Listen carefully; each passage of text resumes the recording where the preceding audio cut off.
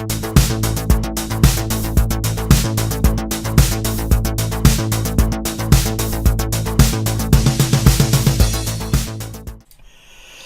and welcome to episode 23 of the Aussie Tech Crypto Show, a show about cryptocurrency from an Australian viewpoint. This show is brought to you by Strayacoin, Australia's true blue Aussie crypto coin. I'm your host, Jason Oakley. This is my co-host, Will Tomkinson. Hey, Will. Hey, mate. How are you? Better than you, boyo. Oh, tell me about it, mate. If I sound out of it during this show, Yes. I apologise in advance. I'm on painkillers. I've done my static nerve, so this is fun for me at the moment. And he might not all be there some of the time. I might zone out. Just ignore that. It's not intentional. Also, if I happen to just get up and wander off during the interview, it's because I need to stand up. So. Yeah. Interview. Spoiler alert. What are we doing? Show. That's a podcast. That's what it's called. Man, don't mind me. Yeah. So as Speaking of which. mentioned, we won't be doing a coin of the week, and we'll just do a couple of quick news stories before our secret interview that you'll be waiting for with bated breath. Very interesting, exciting interview. If any of you guys got on the Facebook on the Aussie Crypto,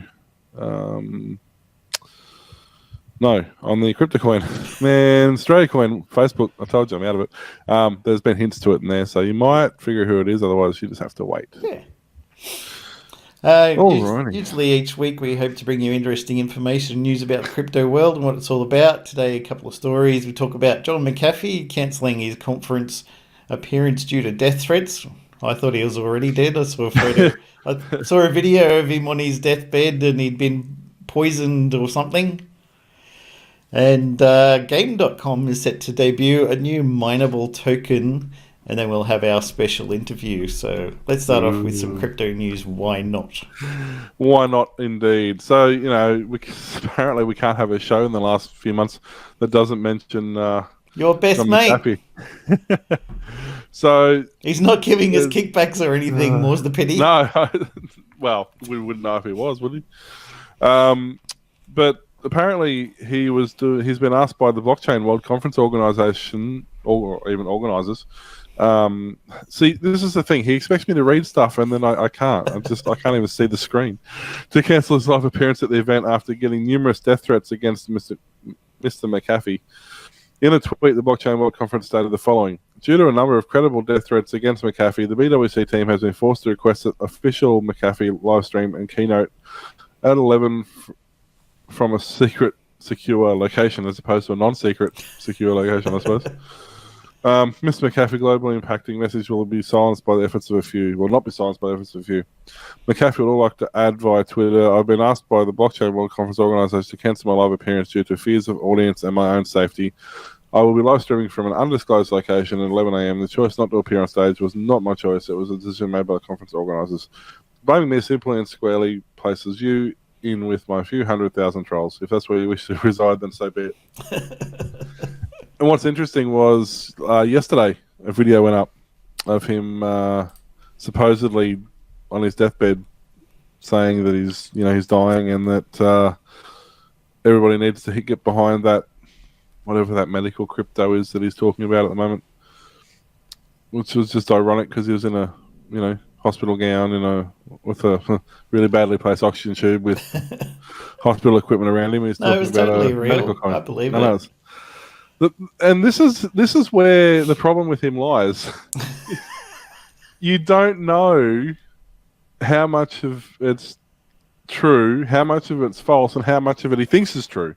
Docademic coin. Yeah, that's it. Yeah, that's the medical one. Because, we're not even going to mention it. No. Because he might, in his head, think that what's happening is real. Like you just don't know. You don't know with him. It's does he know it's real or not? I don't know. I know he's had. Well, he's had. I don't know. Why does everybody hate him to the point of? What's he done recently to make so many people upset with him that they have to try and poison him every time he's in public? The internet's for trolls. He did put a post: I apologise for my 3-day absence, but I was unconscious for 2 days at the Vidant Medical Center in North Carolina and just woke up. My enemies maged. I think that's supposed to be managed. Managed to spike something that I ingested. However, I'm more difficult to kill than anyone can possibly imagine. He's like the Terminator. I am back. That's what I mean. Like, what's he done? Like, he's not that. In the scheme of evil people in the world, he doesn't really fit the pyramid. Like, he's. Everyone hates the fact that his antivirus is on their computer. It's not even his. Well, they can't get rid of his antivirus and they can't get rid of him, so Right. they just give up. Dear Google, how to uninstall John McAfee. We tried poison, it didn't work. Got any more ideas? Leave the poor man alone. Let him release another virus scanner. Yeah. Or whatever it is he does now. I don't even know what he's doing anymore. Apparently he's saying that he's no longer going to be taking payments to shield coins, or contributions for coins and stuff anymore. So it's not like he's lacking for money or anything. No. This is true. He's got his own in-house nurse and everything, apparently. Yeah. So. And Game.com is set to debut a new mineable token. The catch is you mine the token by playing games. Game.com has created a new token called GT, or General Token, to be released August 9, 2018. Concept is as follows. Each day through playing games on Game.com's mobile gaming platform, players will be able to mine GT tokens. At the end of the day, the amount of fees paid by the player into the gaming platform will be returned to the player in the form of GT tokens. For example, if a player paid 1,000 GTC in fees paying games, then the player will receive 1,000 GTC worth of GT, the market value of both GTC and GT. In addition, each day, 80% of profits gained by Game.com will be distributed to GT token holders. 20% of the profits will go back to Game.com. Does this sound familiar? Yes, it's the infamous F-Coin exchange model, but applied to gaming. Major difference being instead of engaging in wash trading as a way to mine coins, people will hopefully be engaging in activity they might be doing anyway, playing games, but be rewarded in the process. Unlike other new tokens, there will not be an ICO for GT. What this means is on the first day of mining, the demand for the first GT tokens being generally generated will likely be very high, as even a small number of tokens should occupy a large portion of the profit share for the day. If F-Coin was any indication, the demand may be sustainable as a feedback loop is realized where players pay more to mine, which generates high profits, which incentivizes mining more. There are two alternate ways to get GT before August 9. First is if you're a GTC coin holder who froze GTC at the mobile app before June 18. In this case, you can exchange one GTC for one GT token in the Game.com mobile app. In addition, you can buy GT in a private sale for $1 US. However, GT obtained using either model will be frozen for 1 year. After August 9, GT USDT pairs will be available on exchanges. Companies already announced 3 games will have GT mining at launch: Kitty Fishing, King of War, and Pet Planet, a full release of a Tron Dogs game. Given that Game.com mobile app already has a pretty large following in China, 380,000 user accounts as of July 3, the player base will be there on day 1 to mine for GT tokens. It'll be interesting to watch how much the launch of GT will be able to further increase traffic into the mobile app. If the token mining profit share model works for gaming, one can imagine a future where the same model is applied to many other activities on the internet, like social media, video watching, etc. And you can download it from their website. I completely forgot Game.com existed to be right. I remember, I think I have. I wonder if my account's still active. I don't even think I made an account there. For years. I think the last a lot of years I think was since I've been on that site. Yep. I usually use GOG, which is Good Old Games. That's sort of where I go there, or Steam. Really, that's it. So, download Game Me now. That sounds interesting. But it says Game.com is the future of gaming. Did you know that? Yeah. Now you do. Yeah, they said so. Network Culture Business License, member of the GTC Ecosystem Alliance Business Community. Yeah, they have a video, but I haven't been able to click on it because autoplay. Yep. I don't know. I mean, look, do we need another one? Steam's been doing it. Even some of the Minecraft servers you go on now, you Engine. can earn coins. Engine does it. I mean, no, Why not not really. another one? Like, I'm not actively. If I happen to ever play a game that has it, yeah, okay. I'm not actively ever going to be, you know what I mean? I'm not actively going to go and mine them or whatever, though. Don't you know that Um, crypto coins are like Pokemon? You got to catch them all. well, the problem is, I think there's more crypto coins than there are Pokemon. Yeah, way more. Well, that's what they need to do. They handed that Pokemon Go. You Yep. go around and they need the same thing like Crypto Go. Yeah. You go around all these different Capture locations and find coins. the different coins. In case people keep seeing this pop up, it's a sleeping bag. It's literally like -2 degrees here at the moment. It was -7 last night. Jeez. I saw Um, our weather said it went down to 2. That was bad enough for me. it was like we had like white. It was like snow. It was just frost, but it was just ridiculous. So it's gonna be like that again tonight, apparently. So Yay, lucky you. yeah, Up in the hot near the yeah, I equator. know. Lucky we're in the middle of Queensland, you know. Otherwise it'd be cold. Isn't it supposed to be warmer near the equator? Oh, it's desert weather here. We get 40-degree days, 42-degree days in the summer, and we get -degree days in winter. Yeah. The thing was, today it was still 29 degrees or something outside. Yeah, yeah.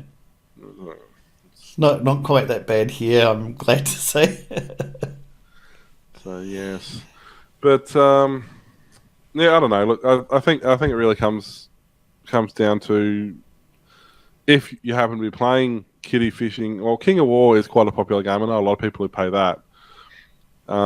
If you're heavily invested in game.com anyway, now you can earn coin doing it. So Yeah, I mean, if you're playing that game, I mean, I get. Well, you think when a lot of those games started on Facebook? Remember the Facebook games when it first come out, and you had Farmville. Farmville and other villes and Zombieville and Pumpkin versus Roses or whatever it was, and all these games, Zombie versus Pumpkins, Zombie Something versus like Flowers, I don't know, whatever it was. So it had pumpkins in it. But they were all, I guess, a similar principle of this because you played them, you got in-game tokens, Yeah. and then if you wanted to upgrade quicker, you would pay for them. I guess the principle is probably exactly the same, really. The only difference is Crypto. it became potentially fiat currency rather than just in-game currency. Yeah. And anyway, now for our special interview, as Mr. T's already let the cat out of the bag, it's with Dave the Keymaker from the Strayacoin dev team. Take it away. And now we've got a bit of an interview for the show with Dave from the dev team from the Strayacoin. Welcome to the show, Dave.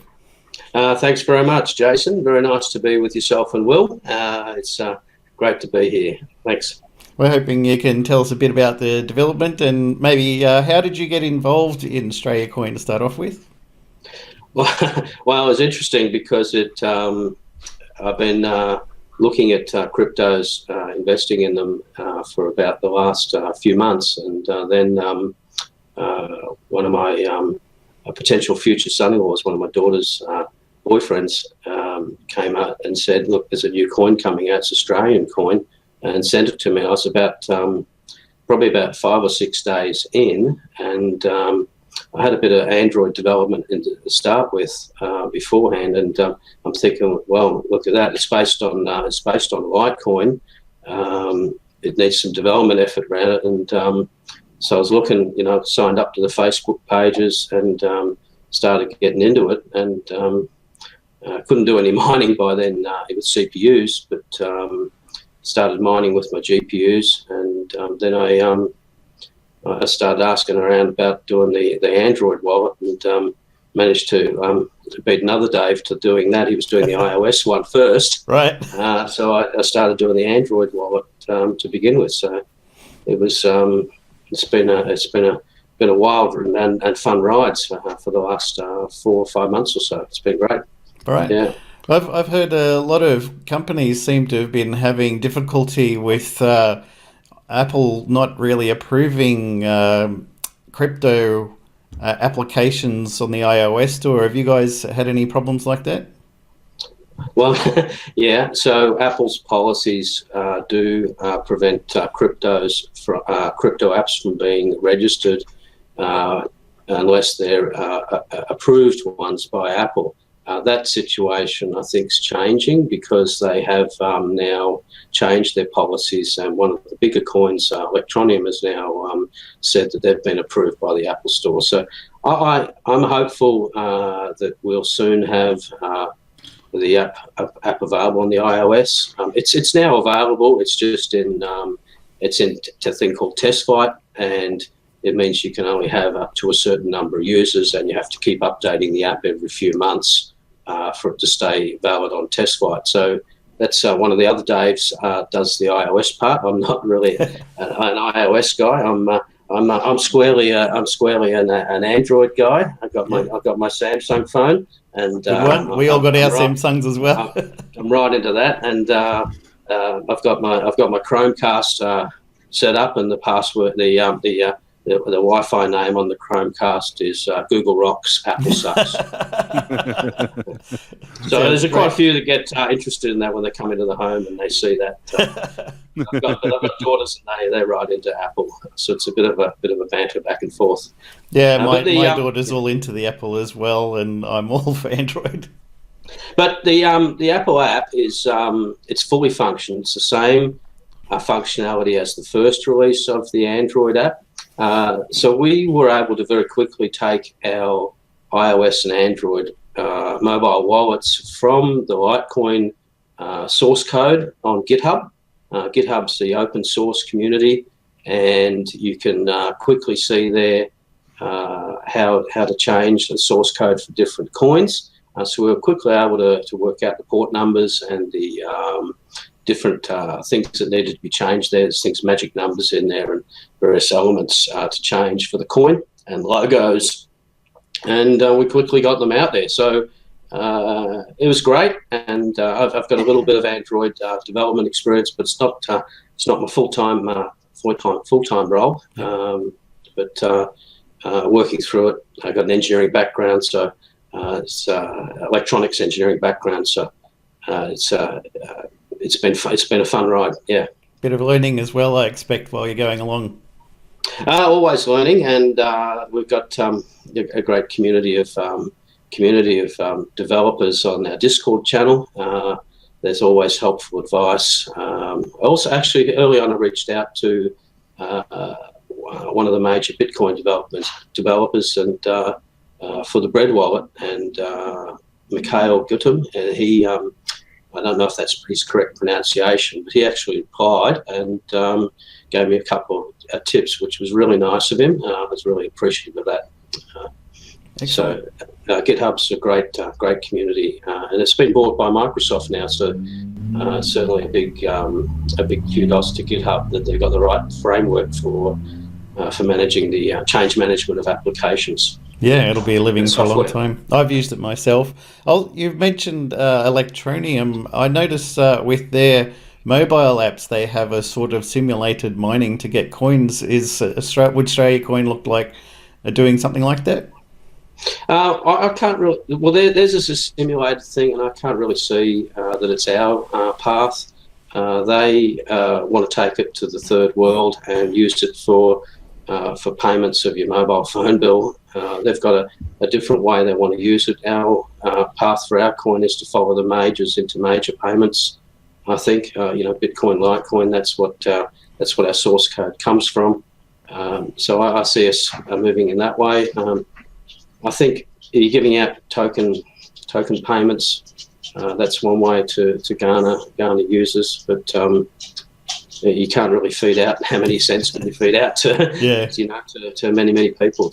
That's not our path. Hopefully one day we'll be able to pay Telstra and Essential Energy using Strayacoin. Well, we're working on a few of the payment related mechanisms. Of course, fiat currencies, Australian dollar is going to be around for a long time, and you go into any of the local. You go into the shops; they're all accepting payment by card now. There's all these payment terminals around, and the tap and go. So I think we need to link into those kind of technologies. We see that overseas as well. I visited Singapore recently. You can pay by crypto in the taxis, or pay by Alipay in the taxis. So I don't think it'll be long before we see crypto embedded into mainstream payment. But I think it's not quite there yet, right? So I mean, the technologies are there. We've got great blockchain with Strayacoin. We've got 25 million coins, which is just under 25 million. So it's a very low coin count compared to some of the others like Electronium that have got billions and billions of coins. So ours will be rare in the future, but compared to many of the others that are released with billions of coins, we've got millions. And we'll follow the big guys. The big guys that are Litecoins will follow the development path there. And a lot of developments we have, we're riding on the backs of that development, really. Yeah, and you do have POS software, right? Well, it's funny you should ask. I've bought the POS app here with Sweet. me. It's waiting for my fingerprint. It's waiting for my fingerprint now. Fingerprint recognised. So opens up. There's the POS app in front of us. I've got it unlocked at the moment. Yep. If I click on receive and receive amount, then up will come the Square symbol that's there. So this phone's connected to Square. I go request for $2.85. I don't know whether you can see that, but I click on the Square button. Then it'll take me off to the Square app. So that's now the Square app. I can pay with cash. And I can't see that. Do I click on the blue? Yeah, the blue one. And the payment's been accepted, and I won't get a receipt. Right. So that's it, and then straight back to the Strayacoin app, right? So it's a one-way integration we have at the moment because obviously I don't have the ability to change the Square app to fire off to us. But Verifone is doing some developments with a coin called Graft, and Graft are promising that they'll be able to accept any crypto. We now set up an account on Verifone, and I've spent a day developing on that, but they want an Android release less than what we are at, so I have to backport it to a lower level release. Unfortunately, Android 6 is our minimum, and that uses enabled a different security model where users had to accept when they were asked for it. So if you want to use the camera, it'll come up and say, do you want to use the camera? Yep. And that came in at Android 6 or API 23. And unfortunately, Verifone at the moment using API 22. So we'll get there. Yeah. There's something we've discussed on the show a few times and speculated about if crypto was integrated into POS terminals, as to the value. Something people might be concerned about is the value of the coin changing throughout the day. So you might somebody might pay $100 in crypto. By the end of the day, that crypto that they have might only be worth $60 or something. So we're wondering if that might be a bit of something that people are concerned about. So at the moment, I've got I'll turn off. I've turned off the POS mode. Yep. So you can see it. But if I click on the top button here, yep, then it'll change it to Australian dollars. Mm-hmm. So it registers it in your local currency. So when I lock the wallet, when I receive, yep, I select amount. It only comes up in Australian dollars, and you can't switch it to NAR. I've removed the symbol here. Right. So you can't switch it to NAR. And then when you fire it off to the POS terminal, it's in. When you fire it off to the Square app, yep, it only sends it off in Australian dollars. What we do is we take our exchange rate live every 10 minutes from Trade Ogre, and basically whatever if you want to pay. You have to pay in Australian dollars. It'll convert it on the fly to the amount of NAR that we need, the amount of crypto we need, and then make the payment at the current exchange rate. Right. And Okay, as you know, that's as the yeah. volume increases on exchanges, and as Strayacoin's accepted onto more exchanges, then we'll be able to maybe make a basket of rates between different exchanges. So the version I've shown you here is it's the Cab Sav release. Yep. Strayacoin. So Cheers. I've got my Cab Sav here. Yep. So I bought it here to show you the first release. Cheers. It's a good drop. Cheers. It's a good year. It is the first release. I see, because Strayacoin, there's a beer can on the symbol. Yep. But I'm a red wine drinker. Me too. So I've called the first release Merlot, and because that's the softer end of the reds. Yep. And then go the Cab Sav, and then probably Shiraz. if I can get a full on POS working with Verifone or Point, or get a deep integration both ways, then they'll probably release it as a Shiraz release. Excellent. I like the way this is going. For that, and then I'll have to send you guys one of the bottles. Yeah. Yes, definitely. That's it. Need our own cryptocurrency alcohol. That's the way to do caught up in the courts here. Crypto alcohol. Yeah, no, that's the one thing that I have seen other people attempt at point of sales, and the biggest thing is they attempt it based upon the crypto at the time rather than what the dollar value is at the time, and that always seems to be a lag between. Somebody always gets shafted. The coin moves one direction or the other by the time the process goes through, and somebody always ends up missing out. So the fact that it does it based on the dollar, and then it just adjusts the currency equivalent, is definitely a better idea. Yeah, that's really good. The other feature I wanted to say is that we've got a map function built in to our coin. Sweet. So if you click on one of the businesses, it'll tell you where the business is. I can't really see that very well. And there's also Google Maps navigation down the bottom corner here. Right.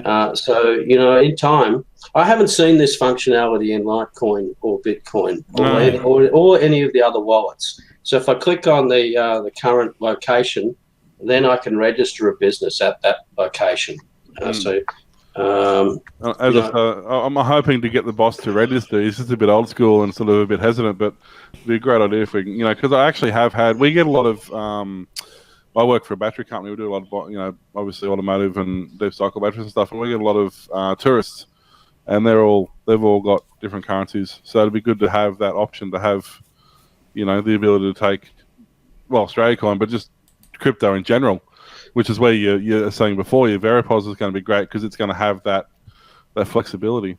Well, you have to think about it as a total business opportunity. We've got the free wallet. We've got the free wallet, which is the standard Android wallet or iOS wallet. So we've got ability to transfer around between individuals freely. But if we're going to set up a POS situation, you need to think about the development of it.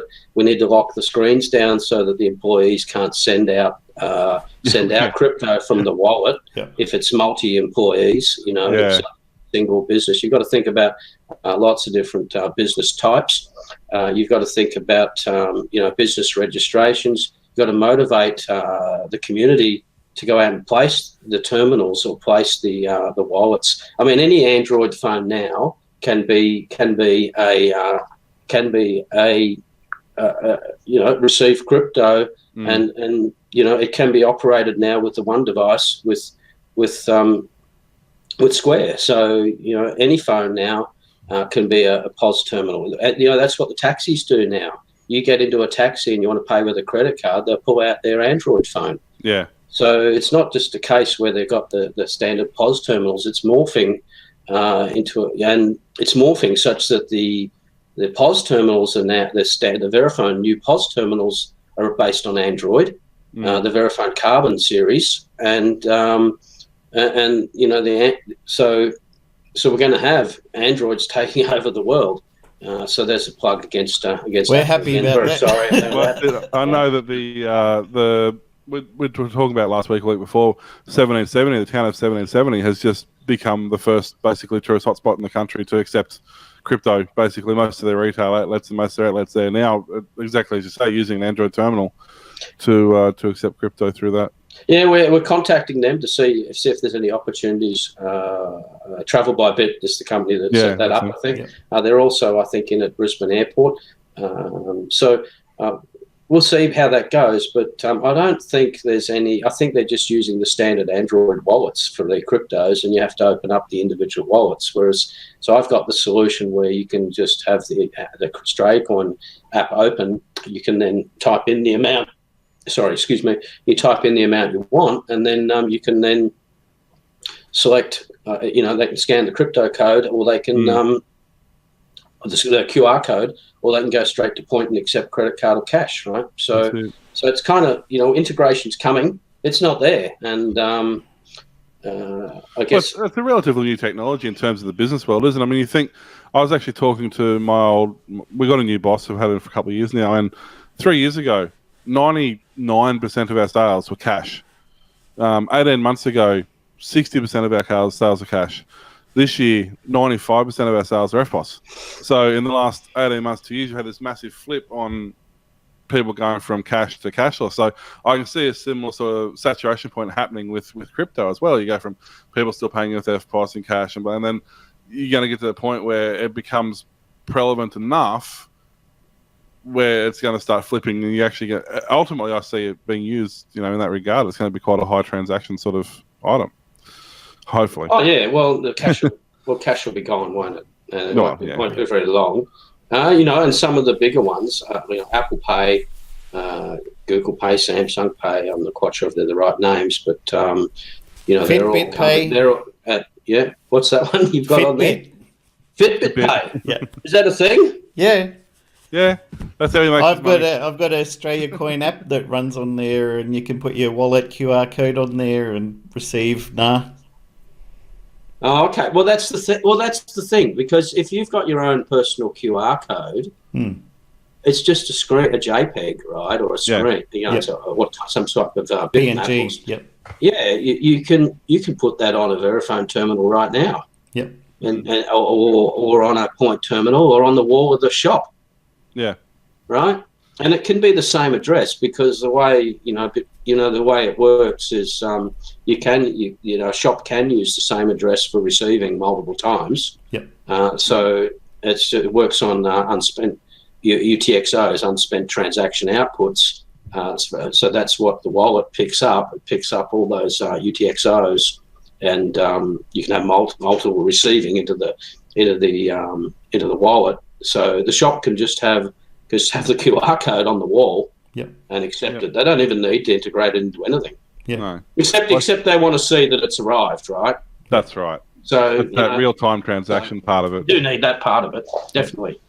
We've tried it with our podcast. We put our QR codes up around during the end of the show. We have our QR codes up in the corners of the screen, and I've scanned them. I've scanned them. Yeah, yep. I've scanned them. I didn't scan the Bitcoin one. I'm not. I'm not a rich man. He might be a bit biased too. I prefer to send whole amounts. Yeah, that's right. One. I'll send you one. I'll send you one or two Thanks for that. Actually, while we're on that topic of scanning QR codes, I put out a competition on Friday night on crypto cobbers, and there's still some unclaimed NAR on crypto cobbers from the Friday night competition. Well, if they don't want it, we're happy to take it. But I asked people to work for it. I asked them to generate what's called a SegWit address from the Windows wallet. So maybe that was a bit technologically challenged. But I'm a technical guy, so I wasn't home. I can set the rules. I was going to do that, but I've only just got home. Speaking of which, as we're about to say that, we've also putting up posts the other day about launching into this new, as well as obviously the updated apps. We've also got now the Check Square Verify blockchain. We do. With the SegWit, and do you want to explain? We have touched this early on in some of the episodes, but it's been a while. So, do you want to explain in layman's terms, basically, what this is all about? Okay, so there's a couple of things that we've done. The first one is we released a new version of all the wallets, of the Windows wallets, version 1.2, and that version was to do a hard fork on the blockchain to make the difficulty algorithm adaptable.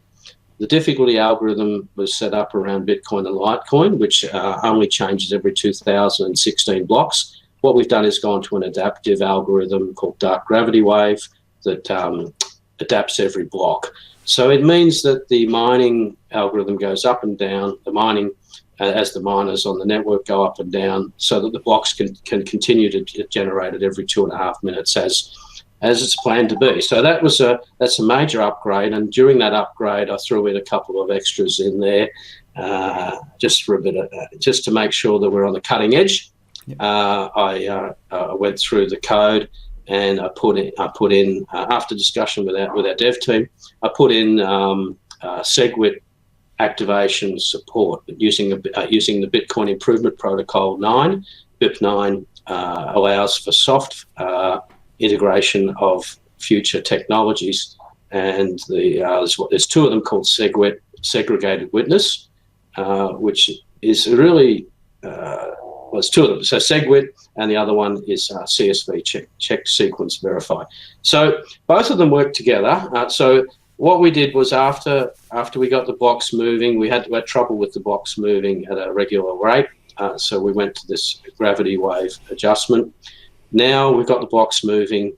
The mining pools have to agree to that, so they have to upgrade their wallets. If they agree, which they have, then you go through 8,000 blocks to activate an activation period for segregated witness.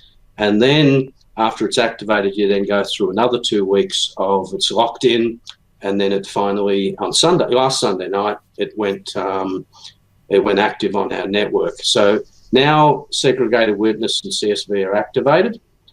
So it means that we can now have segregated witness addresses. So we've got SegWit addresses. You know how we've got capital S addresses? Now we've got lowercase s addresses. And they're specially generated. They're not easy to generate. You've got to go into the console on the wallet and type in add witness address, and then use a standard address behind that, and then it'll generate a SegWit address. What does it mean? So it's very, very technical, but what does that mean? What it means is that it moves off some of the verification data off outside of the calculation for the transaction. So in the case of Bitcoin, it means that they can fit more in the blocks. But in conjunction with and it's active on Litecoin, it's active on Vertcoin, a few other coins. It's basically going to enable a thing called Lightning Network. So Lightning Network's set up for micro payment channels or set up payment channels, but you can't set up a payment channel unless you've got a time lock contract that locks away your coins and locked away your counterparty's coins at the same time. So you can even be on. So you lock your coins for a certain amount of time, and that's the CSV part. It adds a new script into the scripting logic that works out whether you can send a coin, and then after that, you lock yours up. The other party locks theirs up that they want to transact. You do your transactions off the chain in the Lightning Network channel, and then close out the channel. But you can leave the channels open, and other people can use the channels. It becomes a peer-to-peer channel arrangement. So that's where all the development is at the moment on the bigger coins, and there's been demonstrations of things called atomic swaps. Atomic means that it all has to go through in one go, or it doesn't go through at all. So it means you lock your coins on one blockchain and they lock their coins on the other blockchain, and you can have an exchange without any exchange, basically. Will's gone very quiet there. Well, you're with us, Will?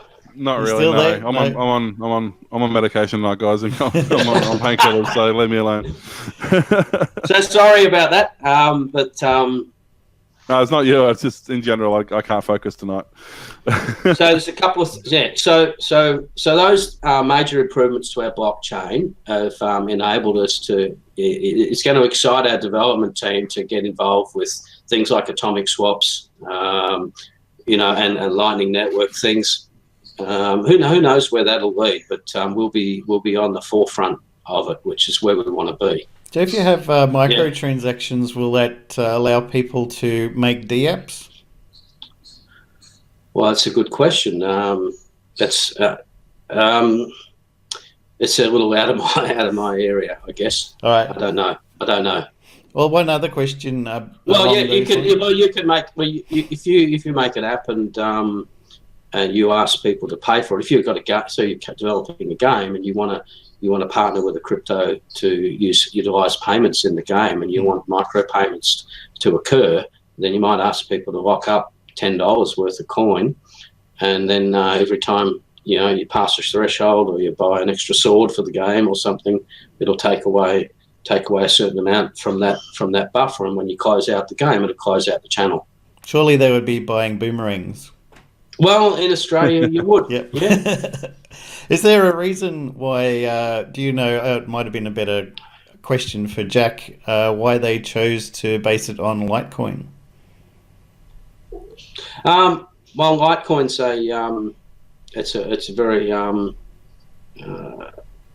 it's a very stable, strong development community behind it. It's not. I don't think of it really as an altcoin. I think it's one of the stables, one of the major coins, right? Top 5 coin. So that's why. And so I wasn't involved with Jack's decision early on that, but I've certainly come in behind it. So I've been deeply involved with the update to version 1.2 of the Windows wallets, and also focused on the Android side with the POS the POS integration there. I see that has great use case behind it to be able to use Strayacoin in mainstream payments. Are you guys interested in any other developers wanting to volunteer their time? Well, what we got is a Discord channel, and we have a great dev team on there already. I'm putting out calls regularly for other developers to get involved. Maybe someone who's sad enough to develop Windows Phone apps. Is there people that do that? Is there still people that do that? I don't know if there is, but we've got a diverse set of developers already, and we've got people. We've got people like myself that are Android nuts. We've got people that like the other Dave that looks after the iOS side of it, and he's also very talented in the web wallets as well. We've got another Dave that's very good at mining. It's only Dave. What's your name, Dave? Since we're going into that, I've been investing with BTC Markets. I don't know if you have much to do with them. And in the recent week, they added on a new coin, and they sent out an email to all their customers and called all the customers Dave. Dave coin. Yeah, they sent an email to me, Jason Oakley, but it said, "Dear Dave, we've released a new coin," and everyone's like, "Is this phishing? Is it really you guys?" It's a terrible thing for you to send out. Then they had to send out another email saying, "Dear Jason, sorry we called you Dave." I said, "Everyone should be like Dave. Dave is awesome." Well, my mnemonic's Dave the Keymaker, and that's because I'm involved with the making of the keys to unlock the wallets, so that's why I chose that name. Yep. But on Discord, all the devs have their own, handle, and there's a guy Swordfish who has one of the mining pools. That was one of the first ones on. There's another guy called Davo who's got Strayapool.com. .macbook.com.au. I need to check. Yours kind of invokes thoughts of the Matrix. He's got Strayapool.com, and that's a really good pool. He's opened up another one now called VenusNarTrap.com. So that's a solo pool where you can get the whole 50 NAR in one go. If you're not the sharing kind of guy, then that's what you do. You want it all to yourself, so you go and grab it at VenusNarTrap.com. So we've got people that do mining pools, and we've got block explorers. There's a couple of great block explorers out there So there's a lot of work going into adapting those block explorers, increasing the functionality on those, make them suitable for miners, as well as checking out your transactions on the chain. Yours makes me think of that guy from The Matrix who had all the keys that Neo had to get out of the room. That's me. Yep. That's me. Yep. So I'm the keymaker. All I think of is more like the is it the gatekeeper out of Ghostbusters? Ghostbusters, yeah. No, I'm thinking the keymaker out of the Matrix. Yeah. That's the cool one. That's the virtual world, which is where crypto sits. But speaking of, obviously, one of the issues had early on was trying to get a coin. Mining became impossible very quickly, but now things have settled down in that regard. Obviously, this whole modification to it all has settled that down. It's still not easy to get them, Will. No. Do I need 20 ASICs is the question. Yeah, as I say, I know it's not easy, but it is actually possible now. And it's possible for an average person to do it to some degree. But what sort of, obviously, there's various options in terms of, do you spend a few $1,000s on graphics cards? Do you rent time on an ASIC? What sort of options do people have now if they want to get involved in the mining side of it? All right. So when the coin first came out, you could mine it with CPU for probably a day or two. Will did that. That was in the old 100 coins. So that was in the old days before I was involved with the coin. So by the time I came on, you could do it with GPUs, and that quickly passed. And it was ASIC mining. Now ASICs are purpose-built integrated circuits. They do our coin's the same as Litecoin, uses script algorithm. And ASICs, you can either buy them and have your own in the house, set up like a toaster using 900 watts of power, or you can rent them on places like NiceHash or Mining Rig Rentals. You can rent them. I did some calculations recently. You can rent them for about the same price as the cost of electricity in Australia, because the cost of electricity in other countries is cheaper than ours. Yep. So I'm not a fan of buying one in this country. No. I'm fully capable of running them. I'm off grid with my solar, so that's not an issue. Well, if you've got solar, then you're perfect. You're the man. You can do it. Doesn't cost anything to run it. Doesn't cost you anything to run it, and you've got to buy it. Well, the cost of them's come down as well. I think script miner's less than is it $500 now instead of something like that. Will is willing to take now. I guess for a lot of the bigger coins, they're no longer feasible, which is why they're basically palming them off now. Oh no, they're just coming down in price because I guess that's something new, and there'll be a next generation, I guess, with higher power. So there's another intermediate step. So there was CPU, then there's graphics cards, GPUs, which are pretty good at mining, solving the proof of work difficulty problem, and then there's a thing called a Moonlander, which is USB stick. They're about 5 gigahash per second, whereas an ASIC miner is 500 gigahash per second. So that 500 gigahash hash functions or cryptographic hash functions per second. So you really can't compete with an ASIC or a Moonlander. They're both the same on power consumption. So ASICs or Moonlanders are good for Strayacoin. And I might say that, the amount of hash power on our network, it doesn't matter because our difficulty adjusts according to the amount of hash power on the network. So whether it's just 2 Moonlanders sitting there or whether it was 3 graphics cards sitting there, the coin will still generate a block every 2.5 minutes. And what will happen is the miners will go up underneath the coin price. So mining cost generally will stay under coin price. So if there's a lot of demand for the coin price will go up. Not so much demand for the coin price, it'll go down. And generally miners want to mine to make a profit. So they will stay slightly up. The mining cost will be under. And that's the case of mining gold. If the cost of buying a dredger or whatever it is to go strip mining, you see that in the US. They're out there mining the old mining trails, and that they pay their money and they mine, and if they make a profit, they make a profit. And that's the same with any of the proof of work coins.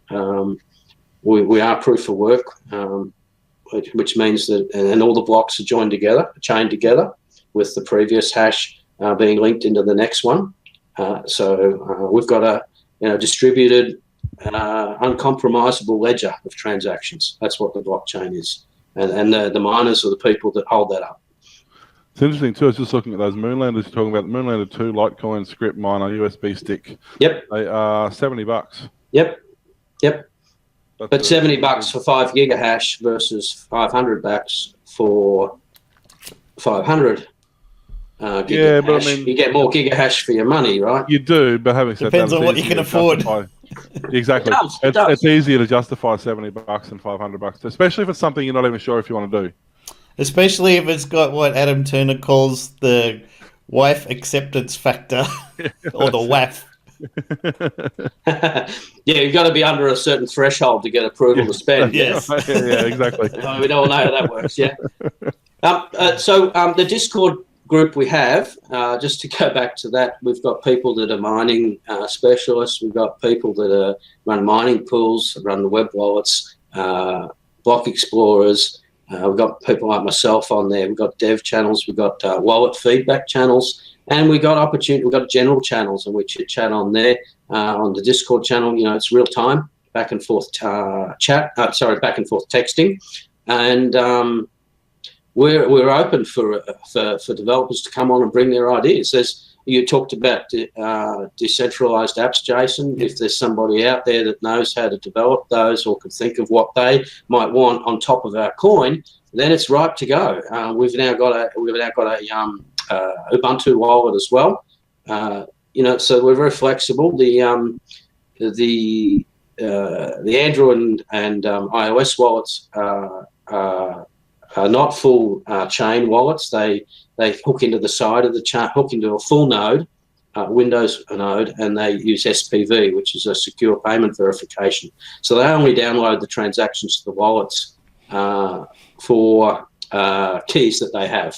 Yep. So they're not full nodes, and apps could be based on that because Android's Java, and Java is built into millions and millions, billions of devices around the world. So I see that can be a future development. It could be you pay to go through toll gates with crypto in the future. Yeah. With your car set up to do it. I don't know how it's going to evolve, but I want to be part of it. So that's why I got involved to begin with, because I'm learning as I go, and the more developers we have on the community channels, on the Discord channel, the better it'll be. If Tesla's setting up a coin, there's got to be something in it. Yep. Have they got one? I didn't know that. Yeah, he's developing. We were talking not long ago about in America there was going to be a coin. Was it Ford or someone was going to have a coin so that if you were willing to pay via crypto, you would get a fast lane going through the toll. Oh, that one, yeah. There's also the responsible driving one. So if you behave yourself and you don't cut people off and you do the right thing, you get coins as well. Yeah. Look, there's a lot of coins. There's a huge explosion in them. I think Jack told me that the first release Strayacoin, so that he could educate the community in Australia and grow the cryptocurrency community in Australia. And I truly believe that's happening with Strayacoin. We've got I've certainly learned a whole lot out of it, and I got a long way to run with it. I've got plenty of ideas in my head, plenty of ideas in our development team's head, and and growing it's going to be great. And it's about use case. It's about what you're going to use the coins for. I'm not interested in, I'm not a speculator. I'm not one of these people with Bitcoin holdings. Not that there's anything wrong with that. No, it's just not your thing. Well, I don't have the spare cash for that sort of thing. Yeah, exactly. And most Australians still got a mortgage, or they're paying rent, or paying electricity bills. Electricity bills, right? to run their crypto miners, I guess. I think that was part of the reason I fell in love with Strayacoin. Like, it launched the day of our show. Like, we talked about it the day it launched on our first, I think it was our second or third show, and I fell in love with it straight away. I fell in love with the concept of it and the idea behind it, and the way that the coin was sort of promoted as a community coin, which I thought was a fantastic idea. And okay, and it still is, along the way, but and it still is. Will it still is? Oh, absolutely. Yeah.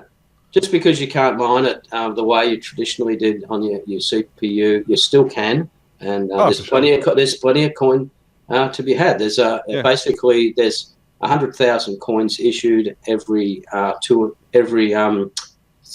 it's 3.5 days, right? So that's 30,000 coins a day.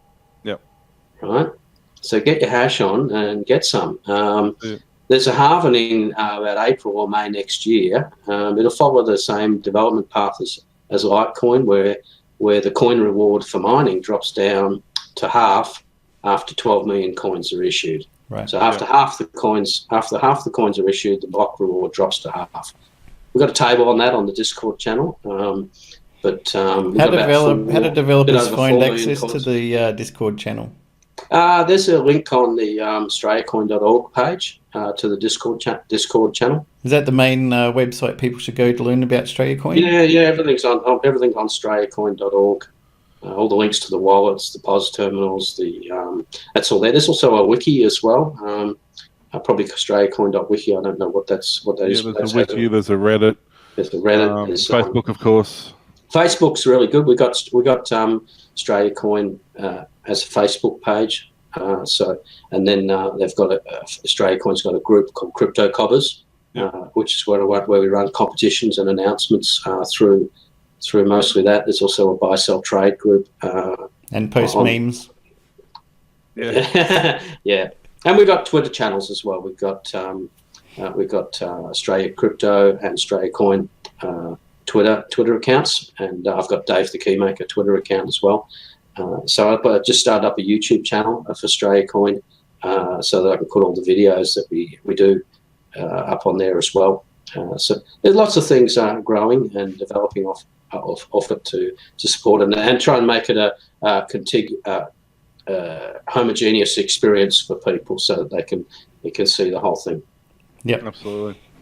I think we'd mentioned that before. Where do we go? Because there was like Strayacoin.org and StrayaWallet.com, and this one was here, and I was like, I don't know where to find all the things, but now we know there's one main page you can find links to all the things. Strayacoin.org is the one to go to. Yep. Yeah, that has links to Facebook on there and Reddit and Twitter, Discord, Twitter. And don't forget to back up your 12 words before you update your wallet. Yes. I've heard some people don't do that. Oh, they're crazy people. There's actually a few people who don't do that. Some people just don't delete their profile. Well, you can actually run the same wallet on two phones. Yes, you can. I've discovered that. And why is that? I don't know why, but I know you can do it. I did it the other day by accident. Because the wallet's just a window to the blockchain. Yeah. Ah, okay. Yeah. So you can have multiple versions, multiple copies of that wallet running, both looking at the same wallet. So you could have one for one for husband, one for wife. Spouses could have the same wallet. Yep. Which would be really handy. You can see what your wife's spending in real time. All of it. Yeah. Yeah, all of it. But then she can see what you're spending. That's the bad thing. Yeah, you do need some. Special things for that. You're definitely right. Offline for the win, eh? Yeah. Yeah. So back up your 12 words if you've got a Windows wallet. The 12 words get converted into. They get converted into your secret key. Yep. And it's the same as your wallet.dat file, which you've got on your Windows. Your Windows computers, that definitely needs to be backed up. Not as easy to say. 12 words, really becomes an offline paper key. Yep. You just write that down on a bit of paper, store it away there, and you always have access to your funds. Always have access to it, and no one else can grab it off you if you get hacked or anything. You've got it there. So it's a good place to store your coins. Yep. As are all the wallets if you back them up properly and restore them properly. It's all about, and that's part that comes with the whole crypto part of it, is education on security, the correct way to use the wallets safety. and the exchanges and all that. That's a whole nother aspect of it that obviously people are only just figuring out now, So. Yeah, and it's certainly the case. I encourage people never to share their keys with anybody. Don't hold them up in the background there. Like that. Like that. Yeah, I've actually got a wallet set up for that. So when I do my YouTube videos and I do stuff like that, I can show that, and that's not a problem because it's not an active wallet. I've probably got more wallets than anybody on Strayacoin. I got test wallets for all different platforms and multiple ones of those, because when I put out a new release of software, when our dev team does, we send coins around between ourselves. Make sure get it all happening, make sure it all works first. And when we did a major upgrade, we're also sending off to trade over to some of the exchanges, to Graviex as well. They're the two that we're on at the moment. Any others coming up? You'll have to wait for it. There's been an announcement on Blockbid as an upcoming Australian exchange with an Australian pairing. So that's going to be great for us. They've released a Twitter. They've released an announcement on that we've also put on our Facebook feed. So they're listing, I think, 19 Australian cryptos, and from the list there, I'm a bit biased, but I think we're one of the best ones there. I didn't even know there was that many when they announced it. I was like, 19 just Australian. Wow. Well, I don't know. I think probably you need to go through some of those and look at them. Some of this Power Ledger, which is set up for doing power transactions, so being able to sell your solar panel. We're very interested in that. Yeah, and being able to sell that. So if Will's got his solar panels and decides he doesn't want to connect them up to his miners, then he can sell his power to Jason, and you can do that directly through an app. Eventually, you'll do that directly through probably an Android wallet. Yep, most likely. Yeah, likely. And Horizon State's another one I'm interested in. Okay, I don't know that one. It's from Melbourne. Yeah. Okay. So I don't know if there's any other coins that are proof of work with a team behind them, and a full suite of wallets and exchanges already there, and block explorers. We've got all the infrastructure we need. So we'll be there long term. Strayacoin will be there. So we're looking forward to the Blockbid listing when it comes. We don't have a schedule on that. If we did, we obviously would work with Blockbid on an announcement for that. But I'll leave that up to Jack to cover. I'm really focused on the development side. So we've got all our developments up on GitHub. So I've just put up the latest release of our Android wallet on there recently. Put it up there. So we've also got the Windows wallet up there, which is the same code source code to be able to compile for an Ubuntu Linux wallet as well. We've tested the Linux wallet that's there. They're almost ready for release. So we're releasing the Ubuntu wallet soon. People can already compile their own. Some Ubuntu specialists like to do that. But so I'm really focused on the development side, and we've got Jack and others working on exchange listings and use cases for the coin. And we're happy to be beta testers for any platform. We've got all of the different platforms anyway, so if you ever need anything. Okay. Yep. Great. Lovely. Very nice. Yeah. We like to support the community. That's it. Yeah. Anything else you'd like to add before we wrap up? No, look, I really love your show, and bringing the Australian unique Australian perspective to the world of crypto. Crikey. You must have listened to that one good one we did. Yeah. Well, there was, no, that's good. So, yes. So I'm very thankful that you've had me on the show. I'm very happy to be here. Thanks for coming on. Good luck to your show, and thanks very much for your support of Strayacoin. So far, we're looking forward to big things into the future, and we'll keep you abreast of the developments. Yeah, we'll have you back on again in the future. Thanks very much, guys. Thanks, mate. See you later. Bye. So that was quite interesting. A nice talk with him. He's a very friendly guy, and eager to support the community and give us all the information we needed. And I do need to mention off the back of that interview too that when we were setting up for the show, he goes, "So what? This will be what 5-10 minutes?" Yeah, it's our whole show! Hooray! We didn't have to do a show.